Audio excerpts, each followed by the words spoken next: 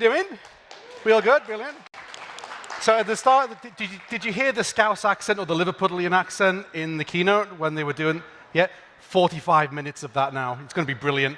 Anyway, I'm Paul. I lead the Chrome Developer Relations team. It's great to see everyone here.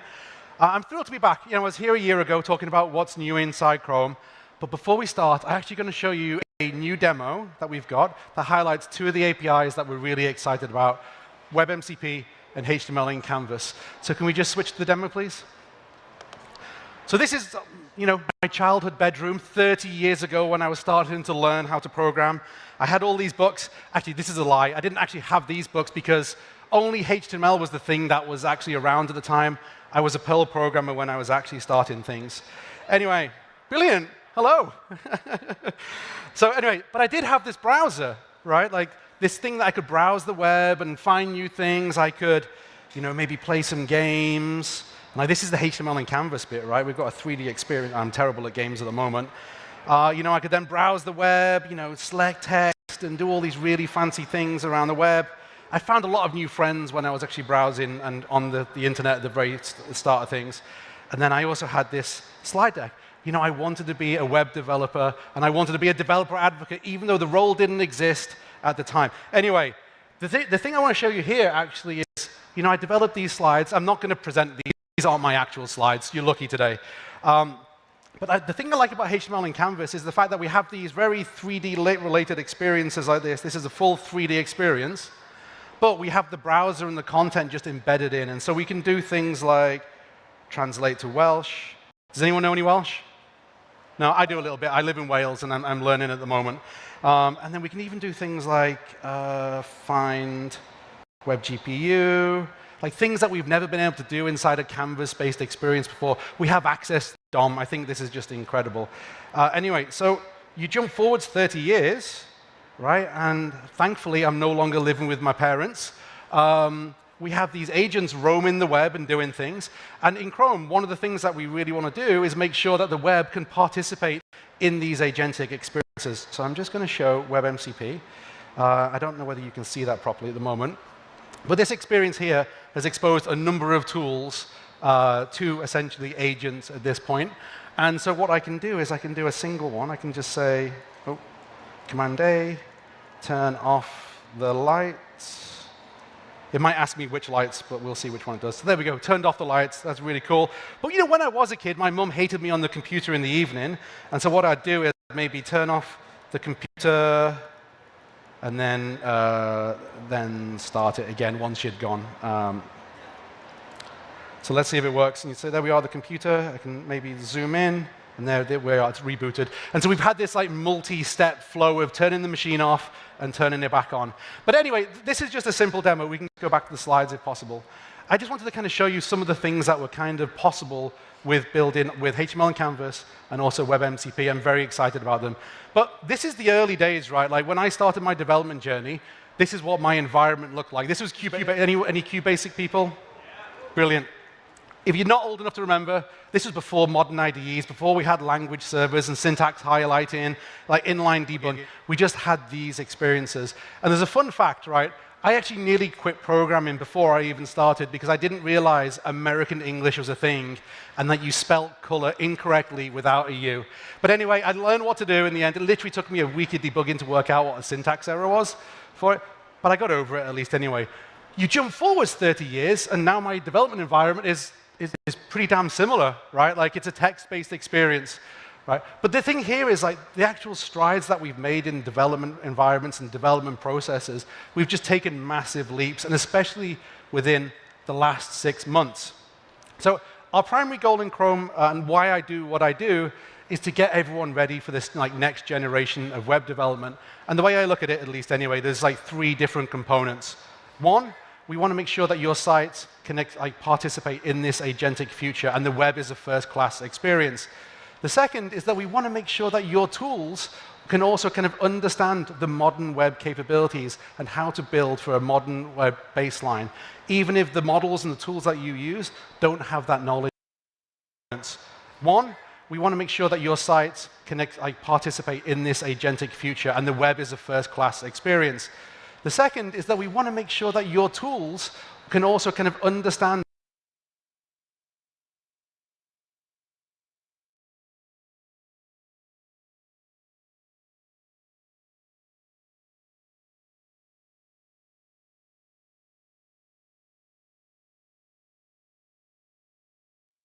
capabilities and how to build for a modern web baseline, even if the models and the tools that you use don't have that knowledge built in. And the third part is we also want to kind of get you ready for the years ahead as well, right? And so we are going to talk about some of the things that Chrome is introducing, as experiments in a lot of cases where we would like a lot more feedback. But I think it's kind of nice to kind of see where the platform is going so that you can kind of plan ahead as well.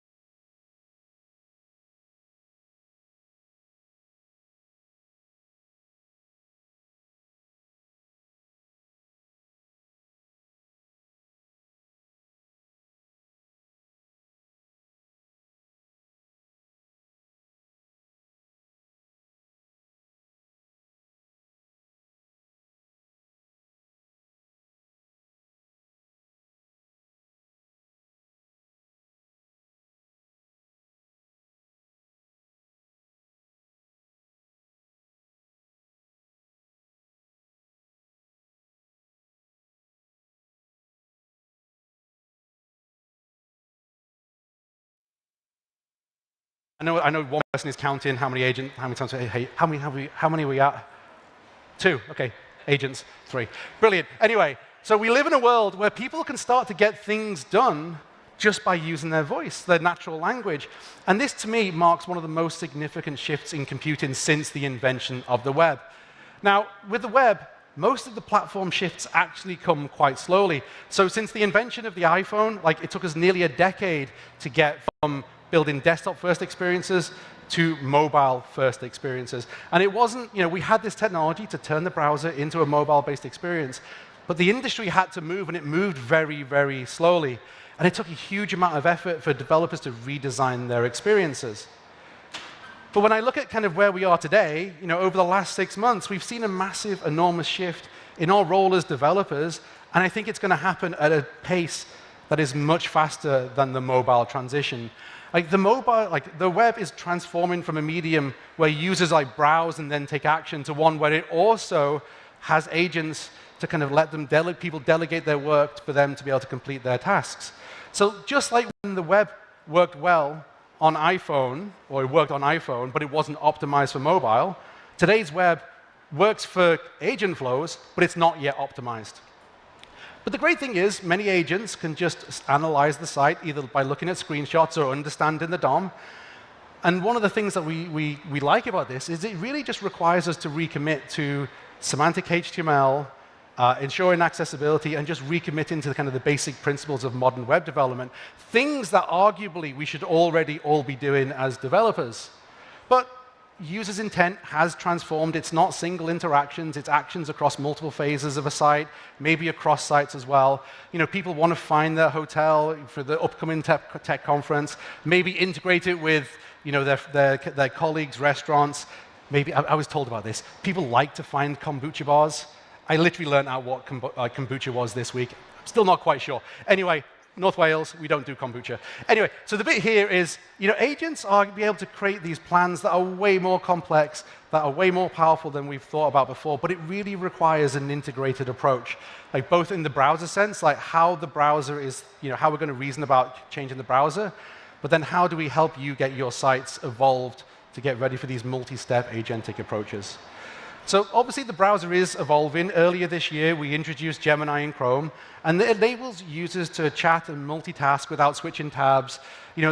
We've created this browser assistant that can navigate sites, summarize content. It can create quizzes, books, help you find the right sleeping bag and those types of things.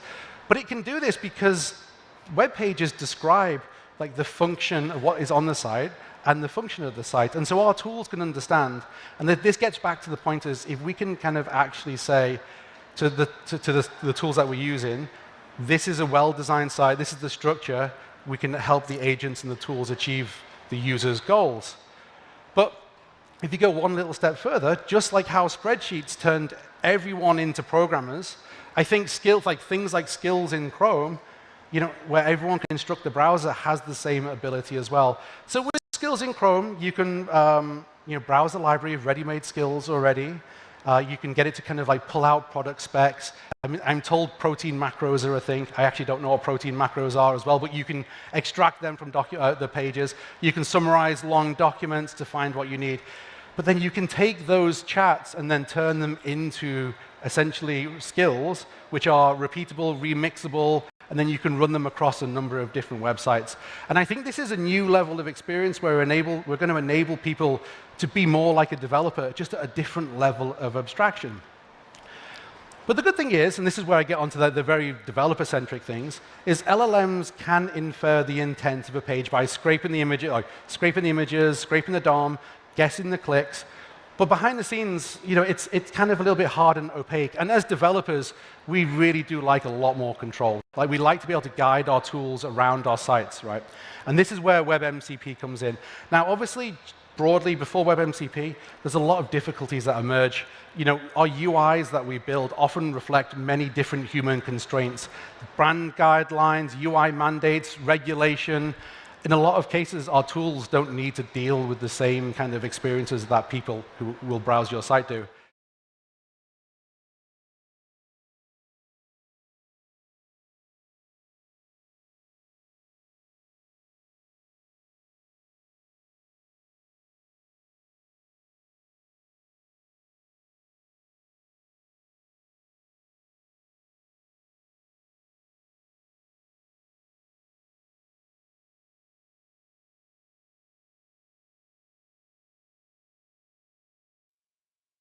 In a lot of cases, our tools don't need to deal with the same kind of experiences that people who will browse your site do. And I do think that this is where WebMCP can help.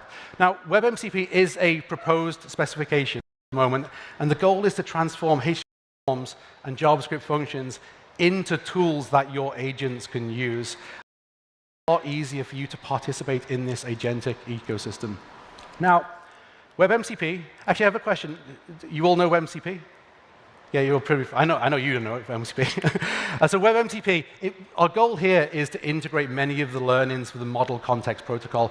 But however, we're only focusing on the tools part of MCP. And instead of having to expose an MCP server or a CLI and then trying to work out how to get that to integrate with your website, you're just exposing your current browser tab. And then that is able to share a list of tools that the agent can then interact with on your site. And so in the demo that I showed earlier, I exposed the light switches, the actual machine, the browser so you can change pages. They were all the types of tools that I exposed to the agent that we have. In a real-world example, though, that was a fun demo. Imagine you're running a store, and the user wants to kind of buy some shoes, like size 10 down, maybe, or whatever. In this case, with WebMCP, you would expose a number of tools like search, add to cart, maybe checkout, like it depends on where you want the user to actually interact with, and you would expose these via either a form or HTML, JavaScript at this point. And then simply the agent should be able to work out which tools to use, which ones to execute, and then get to the point where hopefully that the user's task is complete. Now, the great thing is about this is that we're able to use the existing semantics of modern web development. You know, everyone kind of pretty much here knows how to build a HTML form. Well, we can just add a number of extra attributes onto the form, like a tool description, which describes to the agent what this form does and how to interact with it, and then some extra tool parameter descriptions about how the agent should fill the form out. And so, for instance, if you have things like maybe a star rating, you would say this is a star rating, or there's a description or some comments. You get the ability to kind of explain to the agent through a normal form with HTML attributes how they should interact with it, which I think is incredible. If you want the imperative API, we have navigator.modelcontext.registerTool. And again, it's a similar type of shape. You give it a name so that the agent knows what tool to call. You give it a description, which describes the intent of the actual tool. And then an input schema, which describes the shape of the data that will go into the function. And then when the agent chooses to match the user's intent with like this tool, it will then execute the function with the data kind of passed in as well. I think this is a very kind of powerful primitive we have where we have both HTML and also JavaScript ways of actually engaging in this agentic ecosystem. But the one thing I really like about this, one, obviously, I think it's actually quite, I don't want to say simple, but it should be relatively, well, I'm going to say it, it's relatively simple, sorry, to start to think about how to integrate into your experience at a technical level. Maybe at a wider level, about your site architecture, it's a little bit harder. But the real powerful thing about this, obviously this all runs within the security boundaries and the security context of the browser. But I think this is a very powerful way of starting to kind of integrate within the ecosystem. So I just want to show you a quick demo of one of the people that we've been working with. Now, this is an experiment. It's not a production-level system, but Expedia have been doing some integrations to try and integrate WebMCP into a hypothetical flow for them. So I'm just going to talk through the demo. Now, we start off, it's hard to see, but a search that says, find a hotel close to Grandma on the 4th of July. Gemini will then create the task, the plan, the user accepts it, and then they have a number of different tools on the system, like search login, update login filters, and then navigate to property. And the browser is working out which tool to call. And so in this case, actually, it's called some tools to update the search, but it's also doing actuation on the page. So they don't have an update date filter, but it's done the actuation. It will then work out, well, actually, we think we want to send the user to this property, like to this hotel. There we go, it's kind of worked. And then the user has the ability to either confirm, or in some cases, the agent might choose to check out. Now, this is just like an experiment. This isn't in production, but it gives you an idea about how these things might work in the future. And I think it's exciting to see, especially once we figure out kind of performance and we work on the primitives even more. There are another whole set of other people in the industry who have also been experimenting with WebMCP and given us a lot more feedback around this as well. Now, WebMCP is designed to be an open specification, and we are working across the industry standards body. But I will say it is still very experimental at the moment. Now, Gemini and Chrome will also start to work out how to integrate this so we can experiment even further. And we're running some of these early tests with these partners as well. If you want to actually stay on top of this, you can register to this at this URL for the Origin trial. Now, we're expecting this will land in Chrome 149, which, if I get my dates correctly, it's about June the 2nd. So it should be available around June the 2nd for you to start experimenting with as well. And our goal here is, once you're in the Origin trial, we really want your feedback to shape out how this API should work. Does it work for you? Does it work for your use cases? And then we can work out how we can actually start to help other developers architect this if this does become a standard. Now, that's agents kind of transforming how users will browse. I just want to spend some time talking about how the tools that we use will change how we build software, at least anyway. So on a personal level, I'm a manager in the team, and prior to maybe the last 6 months, I could do development in my free time. But now with some of these tools, I'm building every single day. And the weird thing is, probably like many people, we're having conversations with a tool that kind of works out what we want to try and do. I don't know about everyone else, but I actually have a microphone. I just use my voice to literally talk to my large language model. I ask it kind of what I want to try and do, and then I have a conversation about how we're going to achieve it, edge cases, and that's before I then get it to start to work. And now, I'm definitely far from the only developer doing this. I actually ran some, this is from my blog, but I ran some analysis across GitHub to understand how many people are using all the different tools to create commits. It's going like crazy. Like millions and millions of developers are submitting millions of pull requests every day with agentic tools. And so this is one of the trends that we want to make sure that we're able to help, help developers with. Now, the tension is, obviously the tools are, advancing at a pretty rapid pace. Our workflows are changing. It's at conflict with how the web platform works. If you take one example of a browser, so Chrome, it updates once every 4 weeks. I think in a couple of months, it's going to update once every 2 weeks. But the models are trained on a version of the web from a year ago in some cases, right? And so how do we deal with that tension? So today, what happens if I want to build some technology, some examples, like my HTML and Canvas demo, I would load up the context with the samples, the examples, the spec, the explainer, some unit tests sometimes, submit that in, and then, they're actually pretty good at building. But I have to know about all of that context. And if you're like a general developer, you're not staying on top of things. It's my job to stay on top of all these things. Every other developer is just like, I've just got a job to do. I need to implement some functionality for my business. Right? So the real question for me comes, can Chrome help in this space? Can we take the decades of web development experience and help you solve and reason about the modern platform? I really want us to get to a point where we're able to, build for the web of today, not like the web that was. And so I think the answer is yes, we can definitely help in this space. So one way that we're doing this is with the preview that you saw in the keynote, which is with Modern Web Guidance, which is a skills pack. And the goal here is to give your tools a validated, a validated evergreen repository of the best ways to kind of improve the compatibility and implement what we think is the modern web platform. You can install it with a pretty simple universal script, npx modern web guidance install, which means that it should work in any IDE or CLI that you have that supports skills. And we've built up a number of different skills as well. We have high-level skills around web performance, identity, and security. And then there's lots more guidance around specialized skills across, I think it's over 100 other different common use cases that you as developers have to implement in your sites every day. And then we're able to match that with the modern equivalent on the platform. We aim for this guidance to also be very understanding of baseline is probably the easiest way to say it. So even if a feature that you're using isn't baseline widely available, we should be able to make you more confident and give you the guidance with a set of fallbacks and maybe progressive enhancements as well. So the goal here is that you should be able to rely on the guidance that is coming from these skills packs to be able to be usable. But you also need to understand who your users are, and we're also launching a new tool with an integration into Google Analytics so that you can understand from your actual pages your baseline target and work out your baseline target based on how your users are interacting and visiting your site. And so we can go with that baseline, I think baselinechecker.chrome.dev.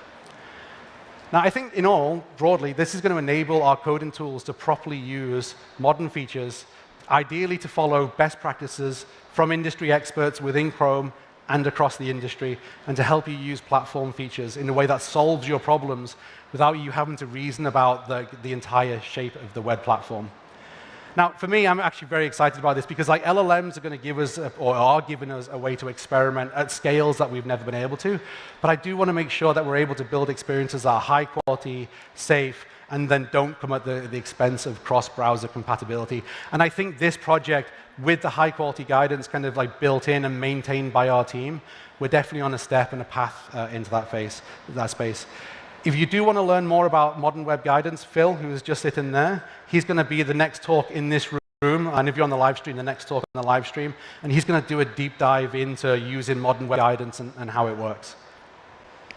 So returning to my conversations with my machine, large language models, as I build with agents, I'm not just sending them off to work, right? I actually am working with them in a really, really tight loop. And my tools, they do output the code essentially that I requested, and they run it against a battery of tests. but they don't really have a deep understanding of how the page is running, like what is actually on the page, what is rendered, and how it's working inside the browser. This ability to really deeply inspect pages inside the browser, it's been a developer superpower for years, right? Like we all use Chrome DevTools or Safari DevTools, all the different DevTools. But now we want to make sure that with DevTools for agents, your tools also have the same ability to actually deeply inspect your pages. And so one example about this is we're going to give you direct access to things like console logs, network traffic, memory traces. We give you access to the accessibility tree. And by bringing this runtime data into your tools, you're able to perform very sophisticated diagnostic tasks like performance profiles, heap snapshots, memory debugging, and then automated lighthouse tests as well. DevTools for agents, it's an MCP server, so you can just install it the same way that you install any other MCP server into your environment. And then really all you have to do is then say, prompt the agent to run, say, a comprehensive performance analysis of developer.chrome.com. There are performance issues, and it'll tell us what we need to fix there as well. And the goal here is really designed to kind of transform the debugging process and aiming to kind of reduce the amount of manual intervention and also the manual fixes that you have to do, because you can get the tools to then subsequently fix the issues that it finds when it runs something like a Lighthouse audit as well. Now, when we first shipped this, I was like, great, this is done. Right? We don't need to update it anymore. Well, it turns out the team's like, nah, we have to update it. We've got loads of ideas. And so we've done a number of different features, and I'm going to go through them pretty quickly. So the first one is we've introduced skills into the DevTools for agents project. And that's going to enable the tools to handle more complex tasks. So if it needs to do, say, memory debugging, we can instruct it to do heap snapshots and then understand how to actually reason about what is in the heap snapshot. We have a CLI tool, so if you're on the command line or you want your agents to be a little bit more token efficient, you can use the CLI version of the tool. And we also have a TypeScript API if you want to integrate it into something like your continuous integration environment. We also have the ability to connect to a running instance inside Chrome, so that the idea here is that your agent can then pick up from where you left off, which I think is pretty cool, and obviously people are using it for things like OpenClaw. We can also support multi-agent workflows. Now, this is great, so you can connect to multiple instances of Chrome, and this is important if you're creating multi-user systems or multi-role-based kind of systems as well. So you can connect to like 2, 3, or 4 different versions of Chrome at the same time. And one thing as well is that if you're inside Chrome DevTools and you're inside the network panel, you can say select an element in the network panel and then ask your agent to analyze what is selected as well. So we have this really nice hookup between DevTools, DevTools for agent, and then obviously within other things as well. And then the final piece is we also now have the ability to automatically install and debug Chrome extensions. So if you're a Chrome extension developer, you can now inspect, you can do the install, you can inspect the service worker, the side panels, the pop-ups.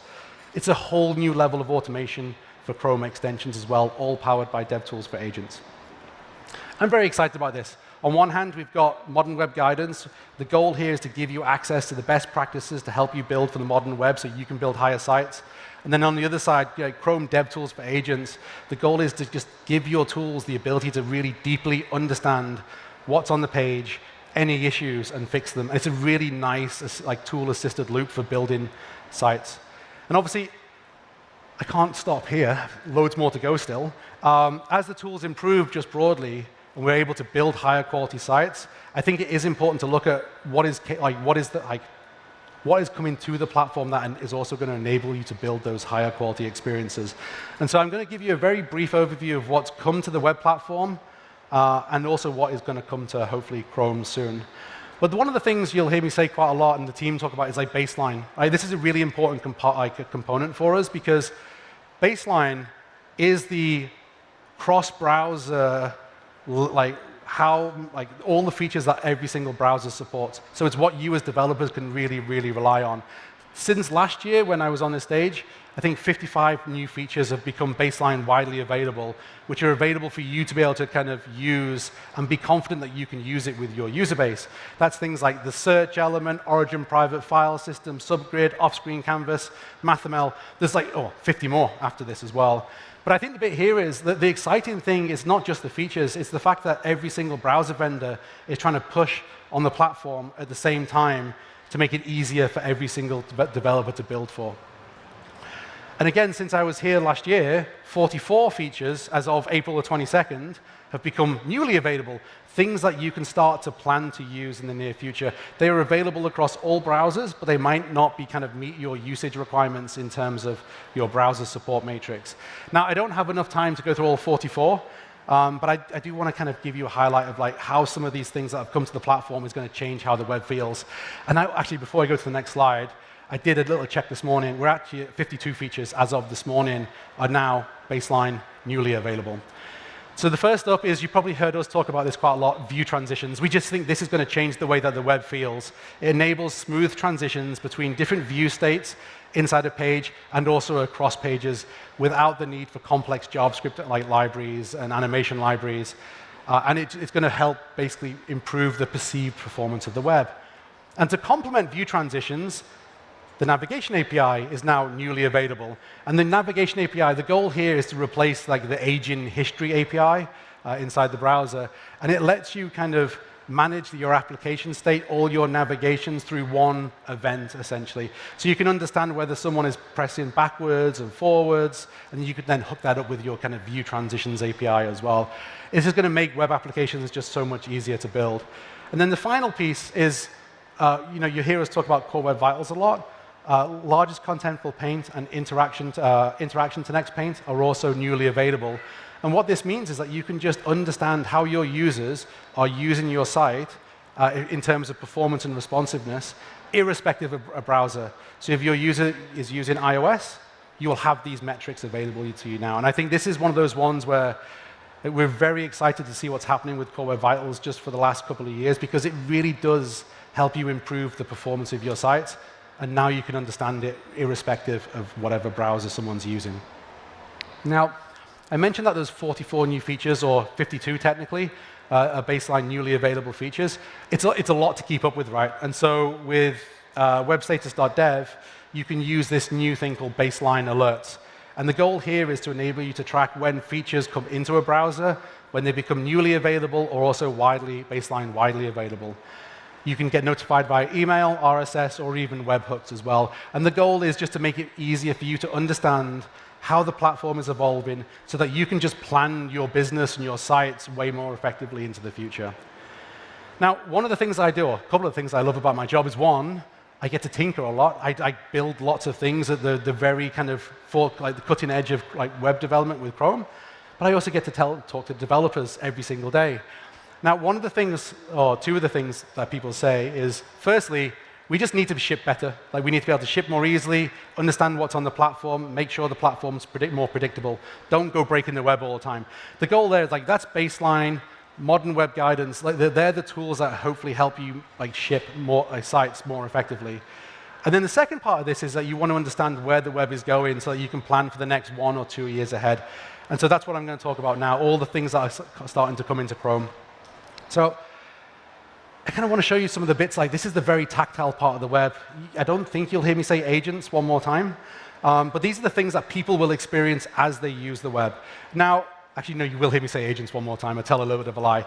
So the bit here is like, we have two areas or two ways that I think about this. One, how do we put on-device intelligence into people's hands? Because the technology is very capable and very good.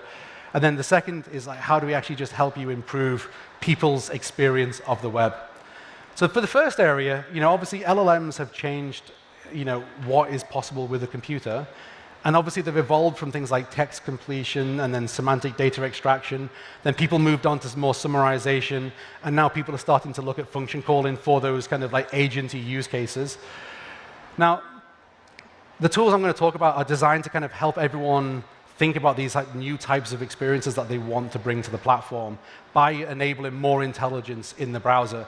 Now, the way I look at this is that we do want to make sure that everyone should have access to these tools irrespective of internet connection, and they should be able to run them privately and then also at no cost in the context of large language models. Now, the prompt API, it came to Chrome in 1.48, and it came with multimodal support as well, which means that you can also analyze, for instance, images and understand what's happening. And this basically means it makes it easier for you to kind of think about these new kinds of experiences that you want to add. But it is only available in Chrome, right? This is only a Chrome-based experience. And so one of the things that we encourage people to do is to think about where you can use these features progressively without them being core to your application right now. But we do have a number of partners, Trip.com, Drupal, and Temu, who've experimented with this API and also shipped it to production to their users. And so I just want to give you a quick overview of Trip.com. It's a very short demo, but they integrated the prompt API just to make it easier on the left-hand side to navigate flights. If you don't have this prompt API, it doesn't appear. But if you do, it's a nice, simple, progressive enhancement and a nice feature for them. And I believe they like using this technology on that side. The prompt API also supports structured output. And the reason why we have this is it just enables you to constrain the output from the large language model. So if you're building an application that needs to understand what's come out and respond to things inside, respond to maybe the caption, for instance, you can basically get JSON out, and then you can just integrate it into your application logic just far more effectively than just parsing strings. And we've also expanded language support from English only to include French, German, Japanese, and Spanish, with more to come in the future. And Kenji's at the back, and I hope Welsh is coming soon. Is Welsh coming? Is Welsh coming? Maybe. We'll see. We'll talk later. Anyway, it's fine. I'm learning Welsh. Looking ahead, we're also kind of expanding what we can do with the prompt API. So we're going to introduce the Gemma family of models. And when we introduce that Gemma family of models, it's going to enable us to do native function calling, which is going to enable you to build these autonomous client-side agents inside the web. Now, we do want to make sure that these upcoming improvements are rock solid. The performance and the quality and the security are all great. So please do sign up for our early preview program, so you'll get access to the latest capabilities, but the ability to help us influence the shape of these APIs into the future as well. If you want to learn more about this, Thomas Steiner has a talk, Build New Features Using Built-in AI in Chrome, and I encourage you to watch that because it's way more expansive about what we're doing with built-in AI on device. Now, when I think about the web and improving experiences, there's been a huge amount of new capabilities that have come to the platform just in the last year alone. Now, I get really excited by these because they enable people to experience things that they've never seen before, but they enable developers to build things that have been previously impossible to do on the platform. And I think we've taken huge strides in kind of new capabilities on the platform this year. Single-page applications are now able to correctly measure their core web vitals performance between routes with the introduction of soft navs. This is going to come in a slightly later version of Chrome, but our data indicates that if you have a single-page app, your core web vital pass rates will go up. But I do want to show you something that I think is just going to change the way that we build some UIs in the future that are both performance and also UI wins. And I think it's one of the biggest changes to HTML in a decade. So if you go back to my bedroom and look at the clock on my machine, you can see it updating every single second, kind of what you'd expect from a clock. But the thing is, there's no JavaScript on this page. It's updating every single second. And that's because of the declarative partial updates, that implementation that is coming into Chrome. You can now render updates to HTML out of the order that they were sent on the wire and that they appear in the DOM. Now, the clock demo, the clock demo isn't all that useful by itself, but I do think it highlights some compelling potential use cases.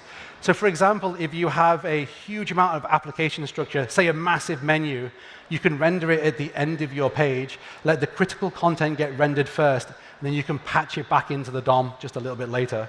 It's available in Chrome 148, and also with that, you don't need JavaScript for it, which is great. I just want to show you this other demo as well. You can think about UI placeholders. If you have a very slow task for looking up user data, frequently we'd send off a different request. You can keep it on the same request and patch it in at the end of the HTTP request. And because the way that this API works, it will just update the user interface with the the latest data that's come from there. Again, all without JavaScript. But there's huge amounts of different things that we can do with this API, and this is just the start of some of them. Now, I want to show you one other thing where I think I would like to make HTML the new JSON, and we have a new API that's going to help with that. So if you've been using frameworks, you'll probably know about something called the island architecture. I think it's a beautiful pattern, and it's a beautiful concept, but it's going to be even easier for us as just plain JavaScript developers to do something very similar. So the new Streaming API for dynamic markup gives you a revamped way to improve experiences by letting you inject HTML into documents via the Stream HTML and Stream HTML unsafe methods. Actually, there's a whole family of different API calls in this. But what this really means is you can take the body from a fetch request and then just stream it directly into the DOM. You don't need to do these JSON transforms anymore. I think it's very powerful, a very new powerful primitive. These APIs have both been available in Chrome since Chrome 148, so pretty recent. They're going to change the way, I think personally, they're going to change the way that we build web experiences as well. But please do go to this URL, try it out, and give us feedback so we can get it across the platform. Now, obviously, over the last year, we've been focusing on a lot on making the web just feel better, giving you way more APIs. If you look at it from an API perspective, just a huge amount of CSS and JavaScript APIs that are letting you build more complex and richer user interfaces. But it really is more than just API and aesthetics. Our goal is to help you build sites that just scroll better, transition between views better, enable people to interact with their devices in a more physical and intuitive way. Now, I don't have a huge amount of time to go through most of this, but Una and Bramus have identified 5 core UX principles that are going to change the way I think of how we think about building for the web. And so I would encourage everyone to watch that talk. But there is one technology that I think is going to change what we build for the web, and that is HTML and Canvas. I'm going to spend a little minute or two talking about that. So you saw from the demo at the start where this 3D experience, and we can integrate a fake web browser into a computer. That's HTML and Canvas. And what it lets you do is just render standard DOM directly into a Canvas element. And this can be used in a number of different ways. You can imagine 2D application frameworks, maybe something like Qt, or even 3D engines starting to integrate this so that they can just take the functional benefits of the web's rich semantic UI layer and have real DOM content that's searchable, translatable, accessible. Sorry, there was another interactable as well, right inside the canvas. But I just want to give you a little preview of some of the things that you might be able to do with this API. On one level, you could take an individual element. This is an input type equals range, and basically make it look very different to what we expect. This is semantically correct. There's the input element up just there, and we're providing a new, richer UI layer. Now, I don't imagine every single website looking like this. I think that it would be actually pretty over the top. But if you have a consistent design language that you can't implement right now on a page, you can start to think about, well, maybe I can use something like HTML in Canvas to enhance it. And if the API is not there, that's great. It'll just look like your existing website right now. You can go all the way to those 3D-like experiences by integrating it into something like 3JS. So you can have 3D car dashboard, interactive books. We have a whole demo station out there which you can look at, which shows you what to do. Again, all accessible, interactable. It takes advantage of all the browser's features, things like translate and search as well. I think this is just a new layer of richness that we're going to enable across the web. And personally, it's one of those reasons why I think people will keep coming back to the web, because we have these experiences that you just can't get anywhere else. Now, it is designed to be as simple as possible to integrate. And if you have Play Canvas or 3JS, you can use it today. And it's just as simple as adding a new material or texture into 3. And then the library in the browser just handle all of that extra complexity for you. As well. I just think this is a game-changing API, and I think it's going to change the way that we experience the web. And if you look at the rest of the ecosystem, this is something that Wes Bos has done. It's hundreds of experiments that are happening right now. If you're on X and you search for HTML in Canvas, you'll just see people tearing up web pages, exploding web pages. Again, these are all very fun demos, but it just highlights how expressive this API can be. And there's hundreds more things are happening in the ecosystem right now. I mean, we could. I suppose we could watch. You can go to experience it outside. I think it's going to be great. I think the bit here, though, is if you want to try and see what we can do with this API, we're starting to pull together an awesome HTML in Canvas page where we're trying to aggregate the ecosystem's experiments in this place as well. So if you have a HTML in Canvas demo, send us a link. We'll try and get it on there as well, because it's a really kind of beautiful, expressive API. OK. So that was a lot. How many times did I say agent? 62. Wow. OK. Brilliant. You can probably tell I'm quite excited for the future of the web platform. I think the platform is going to evolve for the people who use it. You're going to see APIs like HTML and Canvas, a whole bunch of new UI primitives that just make the web rich and expressive and something that is very fun to use. And then at the other side of things, we do want to evolve the web so that it is a participant in these new platforms. Things like WebMCP and getting it into the experiences, like the agents and the tools that you're using, I think is going to make the web a first-class experience across all these different types of platforms. And I think that the real important thing for me and why I'm in developer relations is that we just want to help you do this as well. We know it's hard to navigate the kind of the ecosystem and understand what's going on, and that's where things like modern web guidance comes along, where we can give you the tools to help you build for the modern web effectively. So that's it. Thank you for coming along. You've been a great audience. Brilliant. You can come and find us outside later if you want to have a chat with us as well. So, brilliant.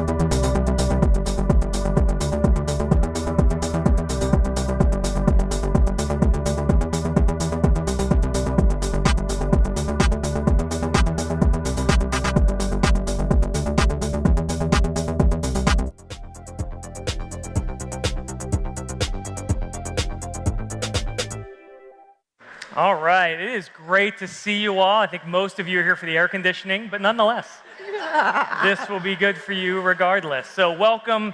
That was a great dev keynote earlier. If you all got to watch, being able to see how much all of us could create software from prompts, from our voice, from context. How amazing is that with Anti-Gravity 2.0, with AI Studio? This is an amazing time to build, so we're going to have some fun today doing a lot with this. Now first, we just built this game in AI Studio. If you saw the dev keynote earlier, you saw that they were building games, doing all kinds of stuff. Let's have some fun. So when you build a game like this, you might click Publish. You might deploy it to something like Cloud Run in Firebase. And hey, no credit card required as you start shipping your first 2 applications, which is amazing. We all love day one. Day one is amazing. You ship it, you feel good. But then there's day 2. There's real traffic. There's things that go wrong. There's edge cases you haven't considered. So what I want to do, though, is, I want to introduce first my friends, Christina and then Denise are here to help me out. They've built some amazing things. Yes, they are both amazing. What I want you to do is take out your phone, scan this QR code, and let's play this game. Seriously. I want to see if it can survive I/O traffic. I have my doubts. Christina's job depends on this. There's no stakes here. It'll be fine. So what I want to see, let's try to play the game for a minute and see if you all can break it with load, or it'll be completely fine and your job will be safe. Either way, not a big deal. So we're going to go here. We'll look at the leaderboard, I think. We'll see. Oh, yeah. We're going to go. You're unbelievable at the game, Denise, so let's see. Let's see if I could beat this. It's looking good so far. You only need to survive 10 seconds. How's the leaderboard doing? Go. Okay. Let's go. Oh. Okay. All right. Let's see how the leaderboard's going. Let's check out the leaderboard, see if we're holding on. Uh-oh. Uh-oh. Well, I'd like to thank Christina for being here at Google. We'll give you your paycheck at the back. Uh-oh. Oh. We'll pay out your vacation. We're very humane with that. No, it's great so far, but this stuff happens, right? Things can break. Day 2 happens. Load happens. Things like that. It's okay.